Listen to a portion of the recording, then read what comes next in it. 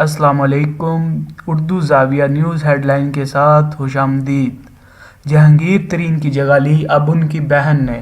تحریک انصاف نے supreme court کی جانب سے نااہل ہونے والے جہانگیر ترین کی بہن کو سینیٹ کا ٹکٹ جاری کر دیا۔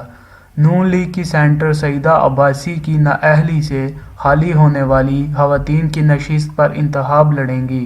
ذرائع کے مطابق پنجاب سے خالی ہونے والی نشست پر ٹکٹ کی دوڑ میں سابقہ وفاقی وزیر فردوس عاشقوان، ڈاکٹر زرکا، شہناز خان اور شبنم جہانگیر شامل تھیں۔